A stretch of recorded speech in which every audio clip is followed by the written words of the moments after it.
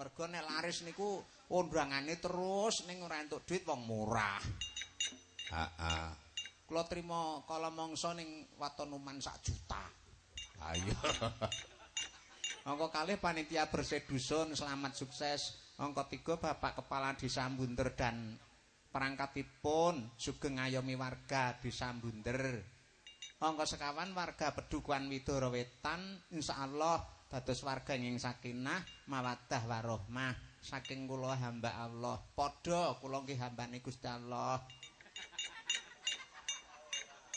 Ayo. Saka gamelan. Aku tak minta seraya Ibu Waranggana panjenengane Ibu Lasmini ben jineman uler kambang. Slendro patete menyura. Wah. Dasar sing ngendang ya dalang kondang tur pono karo gending. Wah, lah ya sapa ta sing ora seneng karo pengendange? Heeh. Saka Ngalang.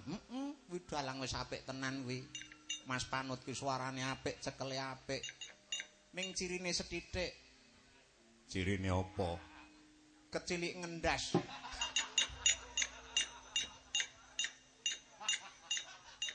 Ming sirahe kok nggo perkara. Monggo Bu Lasmini, wah iki saiki Bu Lasmini iki takon melu aku terus tak nggo seger-seger. Dadi ning panggung ki men ana ngibarate ki men ana pletike. Ha iya. Do arep melu seger. Monggo Bu, kek mangke kula nggih seger-seger. Ayo wis ora seger kok ya. Ajeng nembang ming sak lagu rong lagu. Mboten napa-napa. Wong ming butuhe nggih seger-seger men kok. Tintinganipun Rokomes.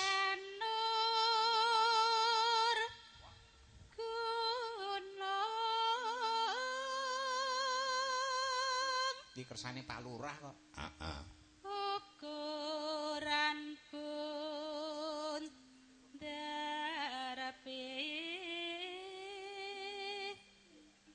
no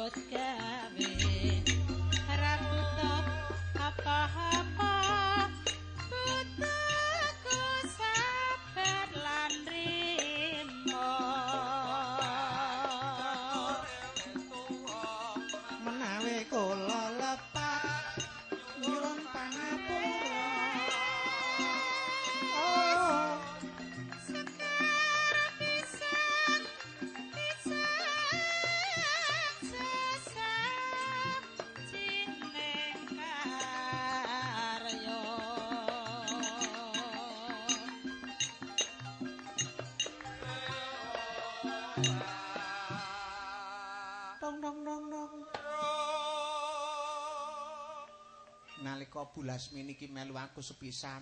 Heeh. Kurak sing nyelentem ki gumun. Nganti le nyelentem ki anggeran ki mbelah. Mergo nyawang Bu Lasmini kuwi nganti ngoweh. Oh.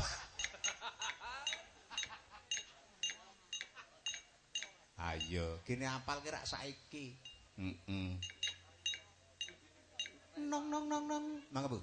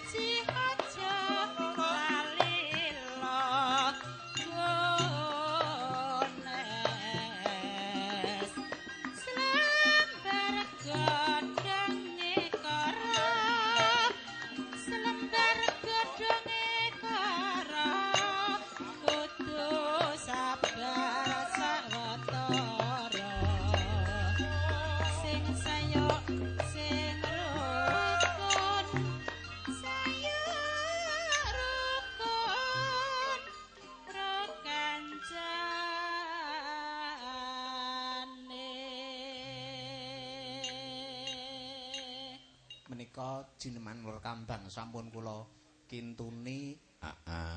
Wah, iki adat sing wis wiyaga iki rombongan wiyaga iki sing paling antukan dhewe sing menerus dilalah saiki ning ngisor lampu syutingan wis ora wani-wani ya iki. Sing menerus kae kakangku dhewe Kang Samijan sing menerus kae. Kae nek dahar nek disuguh daharan ki sok ora percaya karo sendok. Rumangsaku nganggo sendok apa kok sethithik ora srantanan yo nganggo entrong. Le ngemplok. Lah iya ya. Menika wonten pamundutan Mas Pur. Namung kemawon saderengipun nggih panjenengan kula suwun atur pambuka lelagon menapa ingkang pantes kagem bersih dusun Widara Wetan bunder mriki. Nggih. Gandeng menika dangu sanget kula mboten pinanggih kalian warga masyarakat wonten ing tlatah Widara Wetan. Kula tak ngaturke sedalagon langgam kangen. Kangen kagem warga wonten ing tlatah Widara Wetan. Monggo Mas tulung didintingke. Lagi bawa Mas buak galak banget. Barang panut niki kula gajeng bawa duh jan malah ndredeg reram. anu ngagem niki nggih anu diwalik pelok. Wah genting abani nggih niki nuwun sewu setunggal lagon langgam kangen pinangka purwa kanggen kula makarya kagem keluarga wonten ing tlatah Widara Wetan mugi saestu kinarya panglipur sawetawis. Tindingane tak bawa niki nuruti Mas Panut kok nek kleru nggih Mas nyuwun pangapunten. Mbak Yu sampun sehat dereng Mas? Oh sampun nggih. Nggih. Oh nggih. Kangen aku tanpa upama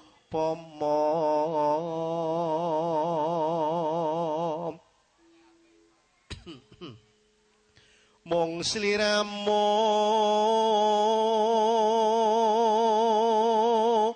kang dadi telenging ati.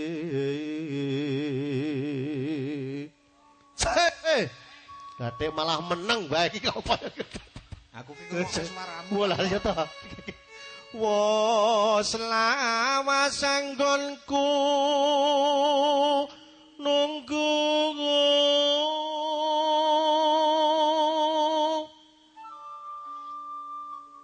among hati tansah ngledhop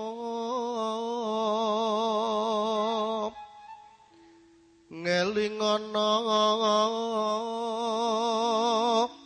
rikala naka pungkur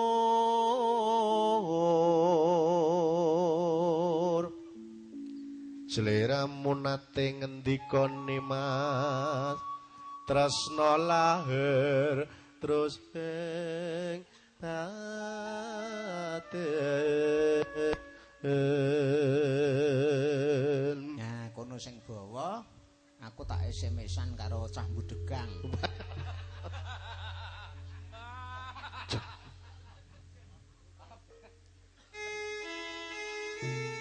Nggih kagem warga wonten ing latah Widara Wetan. Kering sedaya langgam kangen kinara sata semida ing kula pakarya.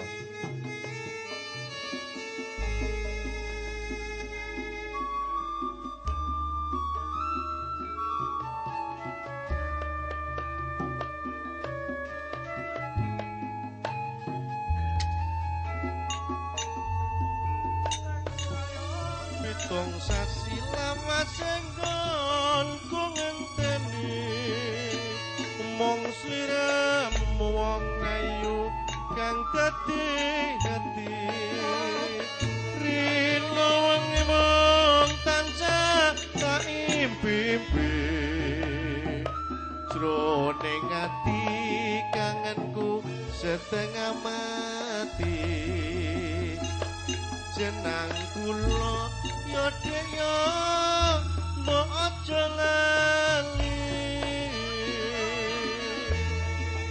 ngelingono rikala jaman semono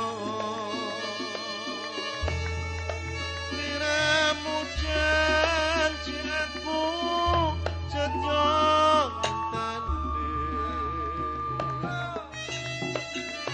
lahir batin kangenku terus ing ati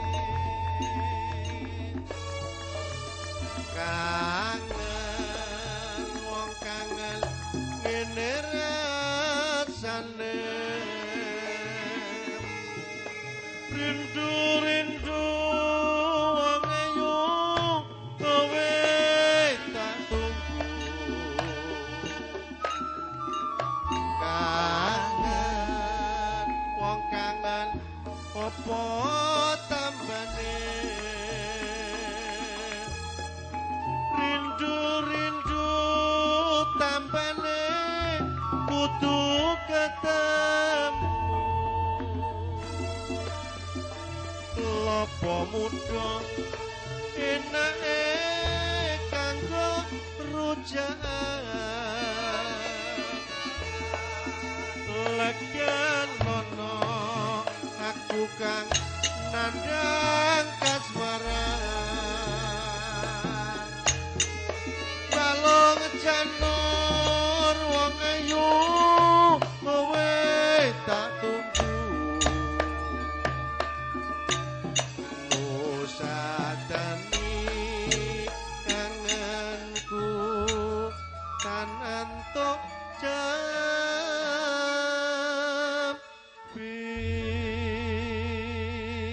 sampun Mbak Tangi Matur minangka nuwun. miwiti anggen kula makarya sedaya langgam kangen kagem keluarga wonten ing Latah Widara Wetan.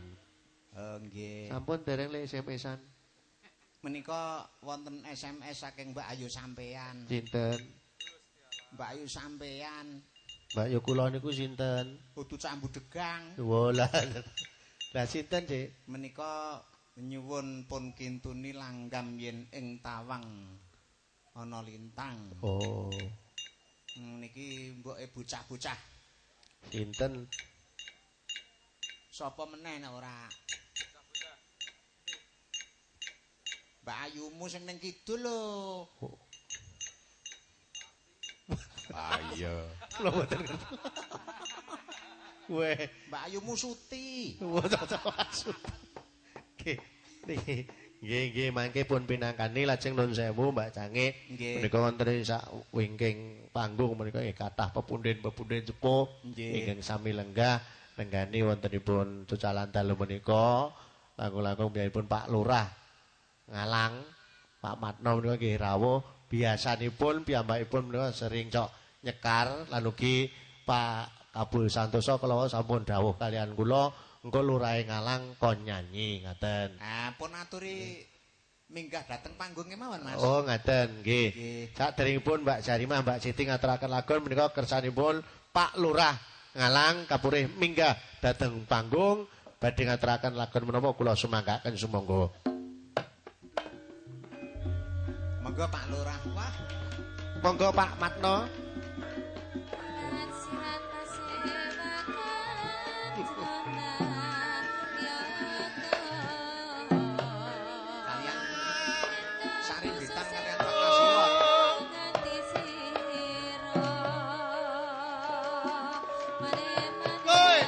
Mandek.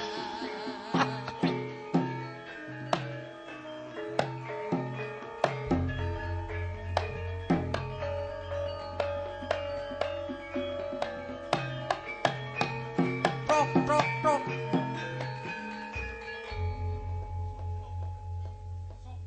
Wah. Nggih, sugeng dalu Mbak Sopo Sangi. kuwi? Nggih. Aku nek nyawang Pak Lurah ngalang ki kok njur kelingan fotoku. Walah. Napa nggih ngeten niki foto sampean niku? Nggih.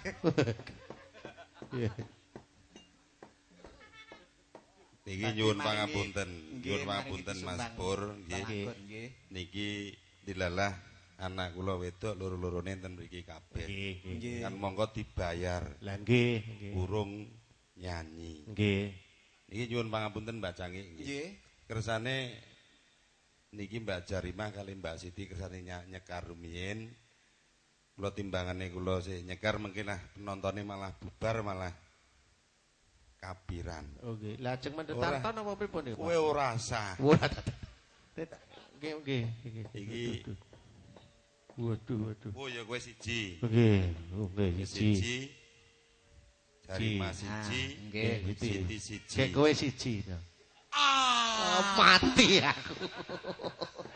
Dadi timbangan. Ya niki sampean le nyanyi njing napa, Pak? Sing nyanyi Sing nyanyi Jarimah. lagune napa niku, Pak? Lagune Wak Peyek jare. Oh, nggih. Leres Pak Lurah Nggih. niku iwake payak Mbak Sariman niku cemeng wau pun diatur.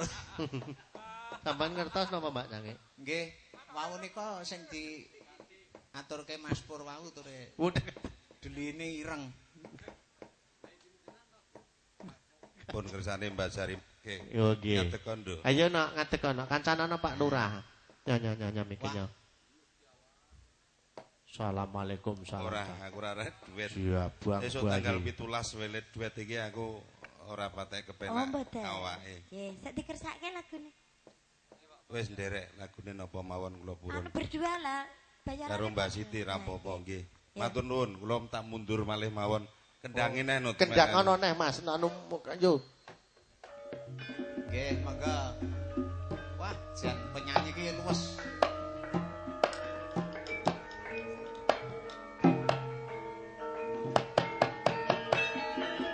Woi.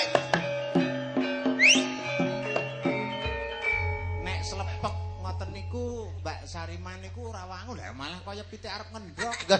Lah malah ning karep Niki mboten ajeng ngendhok, Mbak Cangi. Lah pripun? Memeti. Oh, padha ae. Assalamualaikum salam. Assalamualaikum. Iki bangsane apa? Bangsane lelembut. Ayo iblis-iblis do ngantek. Ayo. Ayo.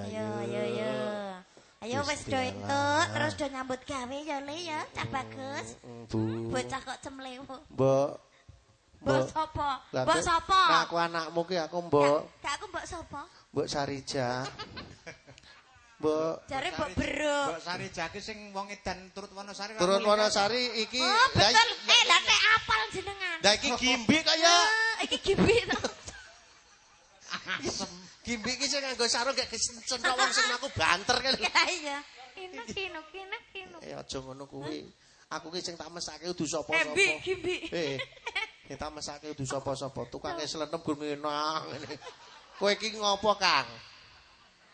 Mbak Sarima. Dalam. Nek gimbi iki sing nyentrem kuwi iki malah pantes kuwi jan asli nek kuwi. Ya ora ta ya. Malah boy sike timbang kae. Apa iya? Sampur sarung ngene iki anggere kecentok wong sing mlaku ban. Oh iki. Ya kan anggere kira-kira nganu garuan. Ya. Apa lagune? Lagune apa kemau? Lagune apa jare mau dikersake Pak Lurah Pak kon Lurah iwak bae. napa lagune? Kon iwak bae Oh, ya. Pak Peye. Iya. Pirang kilo, Pak? Nak ngersake 2 kilo ya kurang 50. Nut. Alah. Terangane penyanyi iki tak pikir-pikir manutan. Lah nanggonku ngrangkul tenanan malah doyo ngulon ngene iki karo nyo ngono iki. Kowe iki ngopo? Nyonya sapa? Anu nyo ngono ki lho. Oh, biasa santai wae ya. Santai wae. Disoting. Wis ora nek keterangane nggonanmu ki. Gur tergantung obat. Ya. Aku ngandel ora. Lah apa rumangsamu kuwi Mbak Cange karo gagah kaya iso.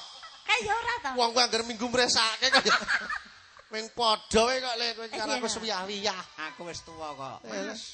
Ayo. Ayo Ci. Ayo iwak paya. Ning nek karo wong kaya Sarimah ki ya gliak-gliak ya wis. Dek yo Padha. Mbak Cange garak tekan sepiro nek sampean nendingi Sarimah ki. Wah, lah nek iki nek cara baute wis dol kaya bocah. Apa iya? Wah, lah iki nek bengkel kan jangan Mbak Sri kuwi nek di nganggo driai cilik ora kena kek. Kudune nganggo apa linggis? nganggo linggis. Karo ekah.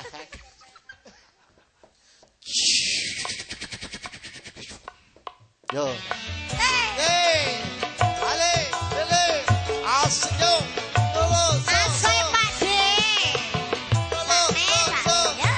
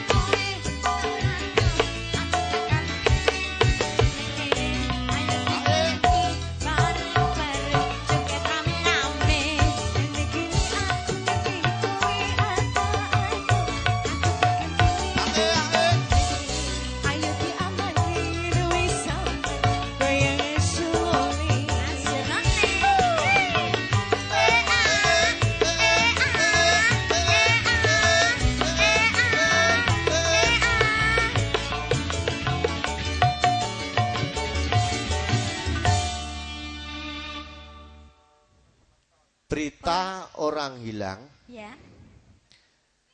Telah hilang saudara Sadi, penyelentem dari Ki Kuat Hati Samono. Barang siapa menemukan harap menghubungi saya akan diberikan imbalan sepantasnya. Terima kasih. Yang duduk di sini. Yang duduk di sini tidak kuat terus langsung ke sana ke kamar mandi. Ternyata jangan terkunci. Terkunci di kamar mandi. Ya. Bapak-bapak yang dari Polsek, yang dari Koramil mohon untuk mencari saudara Sadi. Dikarenakan begitu Mbak Salimah goyang, tidak tahan menghadapi langsung pipis. Mumpung urung teko lagune sing rada selintutan kae ya. Mak Sadi urung-urung aja munggah nek urung kingkuk kuku sing dupaku melon ya. Iki HP-ne muni. HP-ne apa ndi? Iki HP apa udu kuwi? Lah ana wong mlaku iki kudune biasa kok ora kuat. Sapa? Mbak Sadi. Ora kuat. Aku nggonku mangsuli sing kuat dalang aku ya ngono ya. Santai so. Wah. Lah iya ya. Lah iya no. Lah iya ya. Ya kena. Logate lah iya ya. Lelek badak. Yo, lagune selintutan. Ya, berselintutan. Terima kasih bapak-bapak yang dari Polsek. Koramil juga. Terima kasih matur nuwun.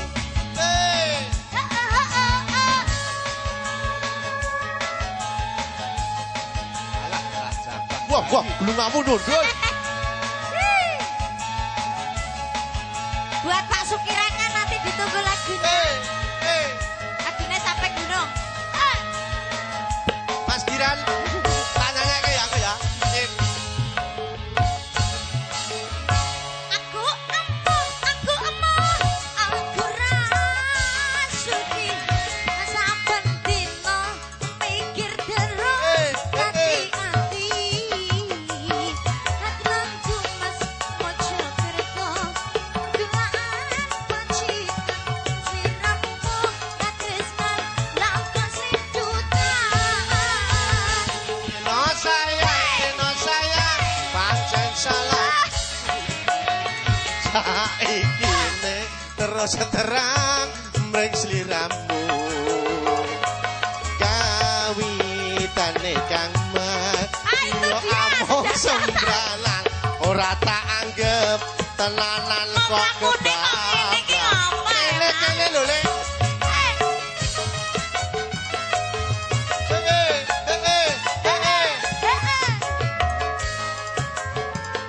Sing nyelenken wis mulai. Sumpah hatiku sumpah. Tak pikir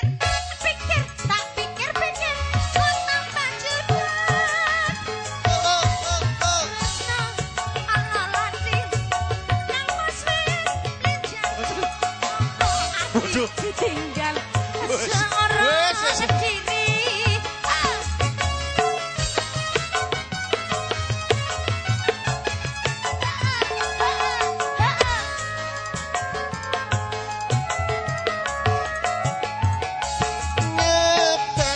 Nyeper lodong koro. Mbok sing sabar, aku janji ora neko-neko. Janji yang setia tak akan pernah janji suciku bertanam dalam hati. Yo. Pegang janji setiamu, jangan sampai bohongi aku. Janganlah isi hatiku tetap terus nombreng seliramu.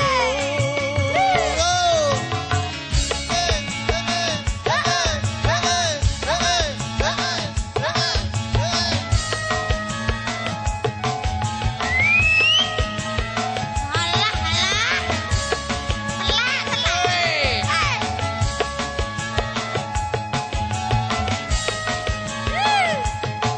Gobo, gobo. benak tenan, Mas.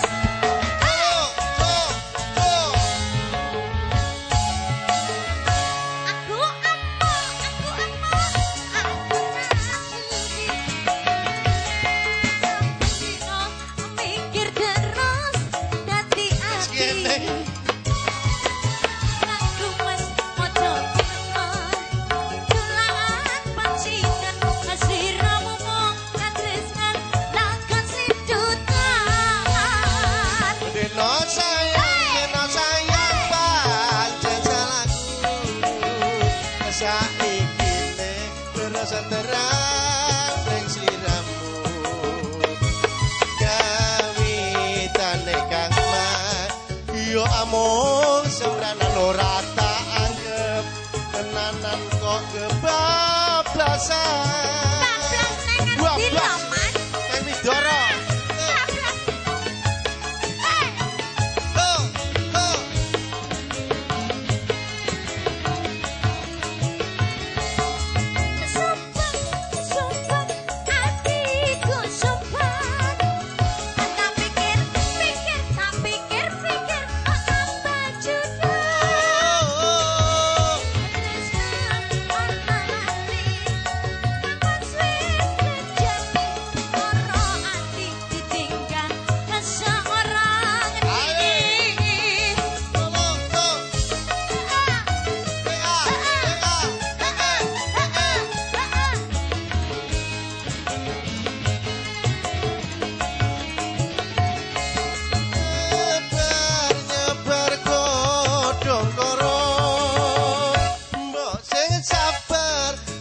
janji ora neko-neko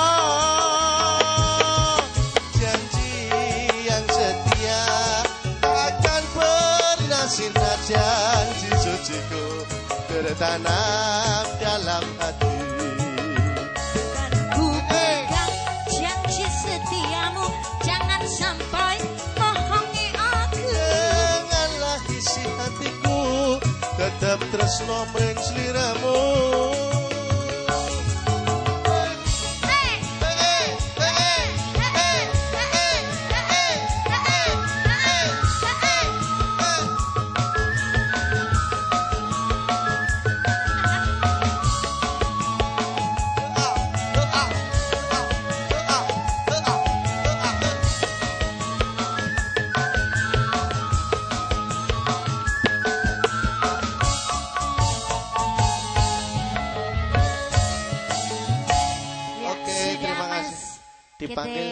dipanggil Pak Sadi supaya naik ke panggung. Dipanggil sekali lagi Pak Sadi. Untuk naik ke atas malah nonton wayang. Pak Sadi. Hah? Ning nek kudune nek wis dipipiske kudu wani munggah meneh lho. Iya. Lah niku to malah ten anu niku to. Malah nonton wayang iki. Oh lah mboten napa-napa. Mbok nek urip meneh. Napane? Sampun Mbak Cangik menika ngabdi slitutan. Menika wonten pamundutan malih. Nggih. Ngersakaken sambel kemangi. Oh, nggih. Saking panjenenganipun Bapak Kasiwon. Oke. Tunaken dhateng Pak Lurah Ngalang, Pak Lurah Bunder lan ugi kagem kanca-kanca Polsek dan bapak-bapak Koramil. Menika wonten bebingah Mas Pur. Nggih. 50.000. Oh, ngoten. Nggih. Dadi kula ya melu ketumrapan. Lah niku enten tulisane nggih amplop niku. Nggih pun kajenge tulisan mawon niku. Ulah ngayal. Niku mang rampungke maca sampean niku lho. Mangke mawon niku niki tulisane sing ngisor niki kagem Mbak Cangik arta 50 menika mboten nggih dipun dum dhateng sinten-sinten. Meng ngono kok. Ora ana ora ding ngono kok.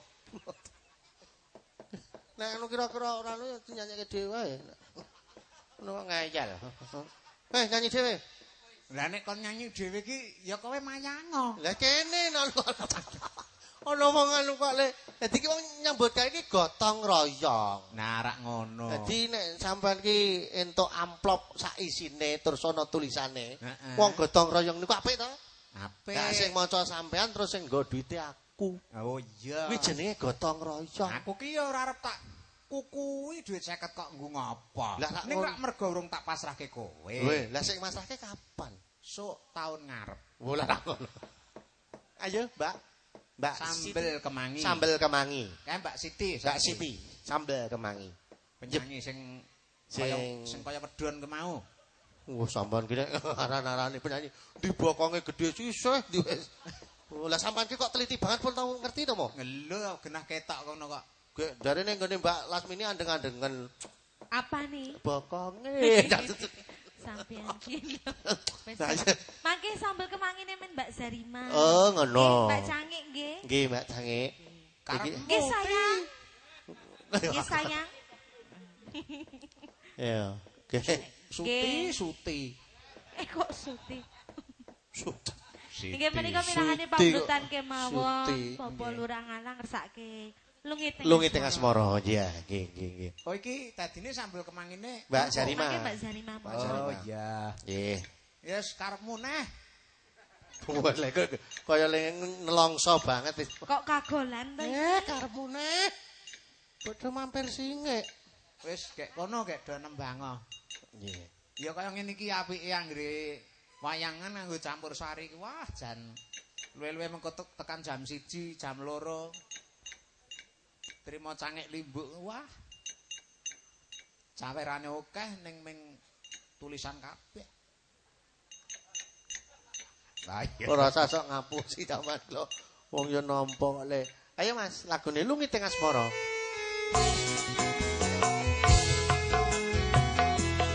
Nggih minangkane pambutan. Ae.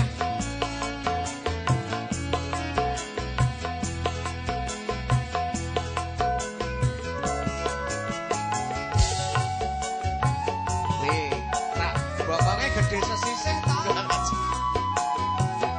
Domong ki kok ngeyel. Ning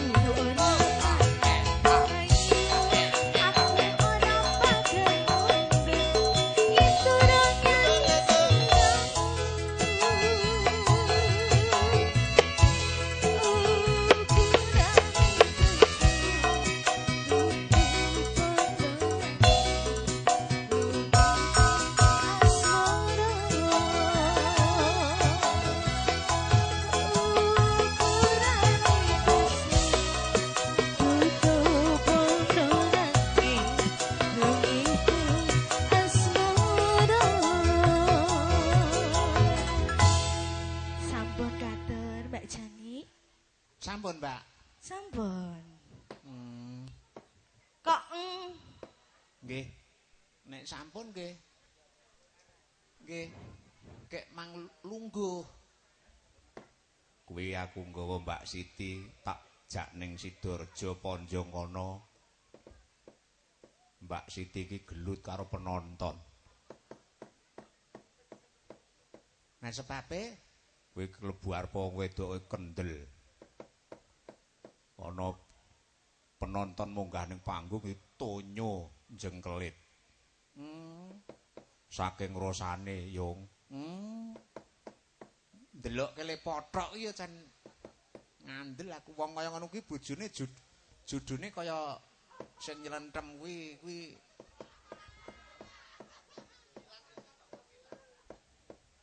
mongso wani sing nylentem munggah. Menika ugi saking panitia minta sambal kemangi. Mbak Sarima niki. Nggih. Ayo dipinangkani nok, Mah. Lagune Pak Kasiwon kalau mau. Sambal kemangi.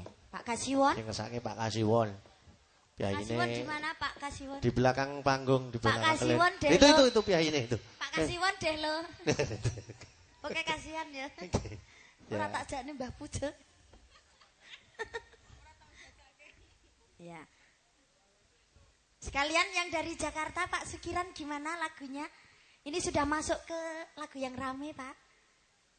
Apa? Capek gunung juga? Hah? Sambil kemangi aja lah sekalian. Ya? Ya Pak ya? Saya ke situ apa Bapak yang ke sini? Oke, siap. Arep nang ndi ya? Hah? Nang ndi? Itu memarani. Wong memarani. Yang dari Jakarta. Memarani iki basa apa ya? Ya, Pak Sukiran si Raja Sawer dari Prancis. Halah. Kayak disoteng kan kok ndak neng sor Gimana, gedang. Pak? Ya. Ya, sini. Ditututi engko nek neng sor gedang nggon petengan kok malah. Ya. Malah rekoso. Malah rekoso kok. Lagi nyan biyen ki nek ketoprak suminten edan Niku para sederek kula aturi damel genduren, monggo. Ya, gimana? Boleh Pak? kaya apa? Sambil kemangnya aja ya, Pak ya. Ya, sudah tahu harganya, Pak? Waduh. Ya, 100.000, Pak. Ya. Kapok, Daripada Pak. saya cuma di sini terus nih. Oke, siap. Wah, jan luwes tenan lambene Jarimah. Itu yang ngelongkan.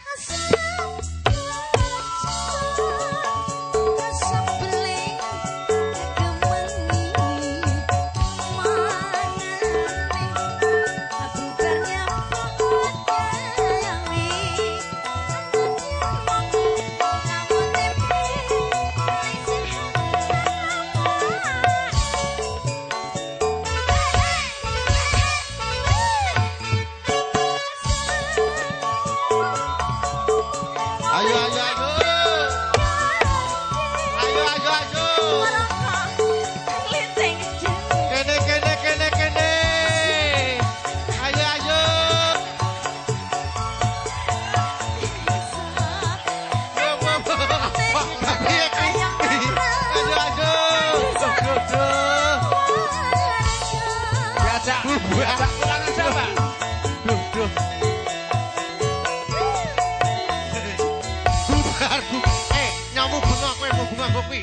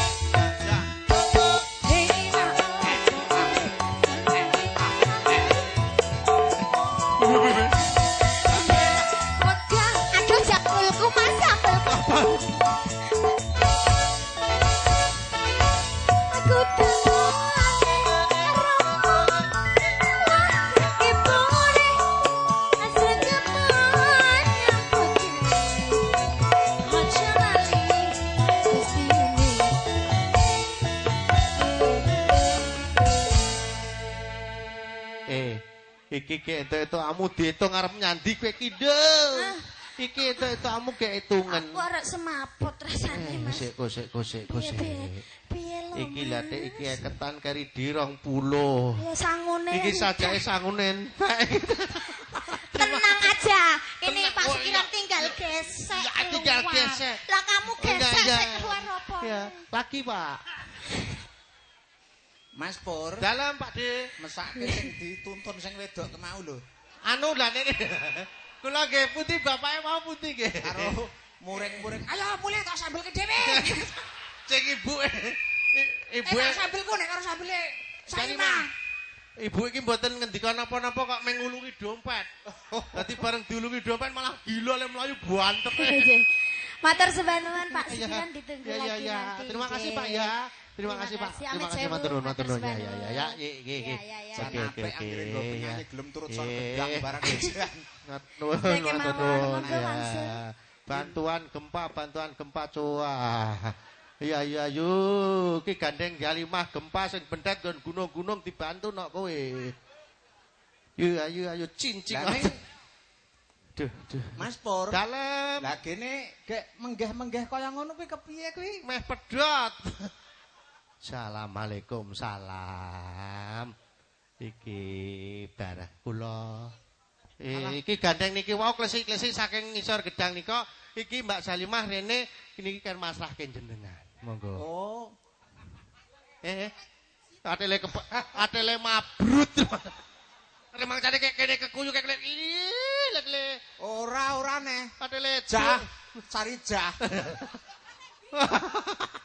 Atele gujit. Mangsane apa? Iki dah Mbak Cange. Dan iki sing mriku goleki nggone Pak Kasihan mau tek rung metu-metu. Ning kono kuwi cek mau ki cah. Waduh.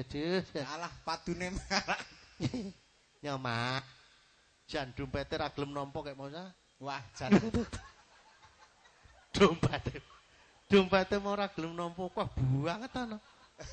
Ayo mesti akeh ya. Lho bareng dilungi dompet lu banter. Mohon maaf Bapak tadi yang mau joget mau goyang bukan karena apa-apa nggih. Niki nuwun sewu panci Mbak Salimah le makarya Nuwun pangapunten Pak Bu, aku ngantos mangke dumugi dalem padu lho. Saestu niki.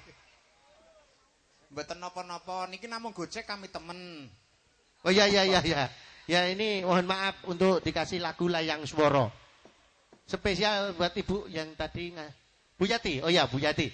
Monggo Mbak Siti lagune Layang Swara. Nah, ya. Swara. Kayak kok Mas Panut lagune Layang Gaden. Mbak Siti. Ayo Mbak Siti, nek perlu aja ning sor gedang, kono ning ratan kono nok. Nek anu mau Mbak Sarimah ning kono to? Kowe goyangmu ning buripe ya ora aku ya. Ya. Iki dipersani Pak Lurah. Menika spesial buat Bu Yantinya. Iya, gek nggawa kotak amal.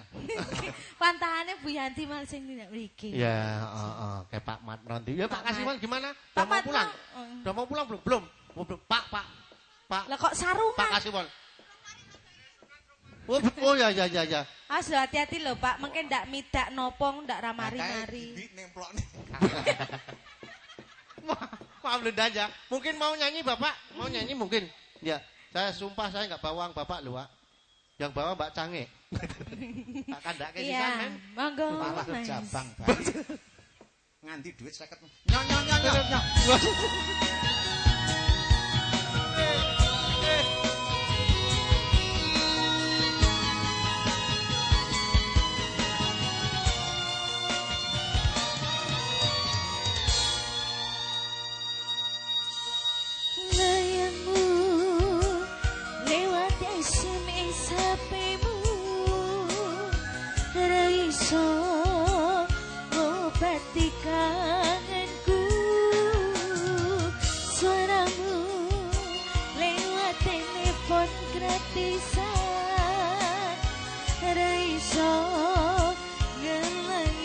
Sesandingan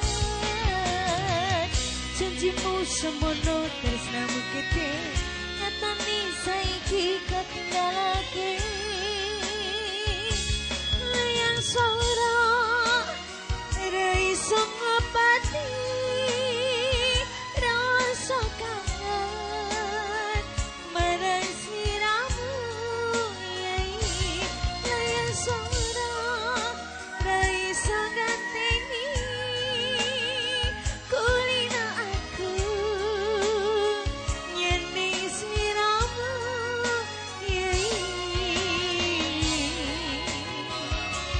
buat Bu Yanti.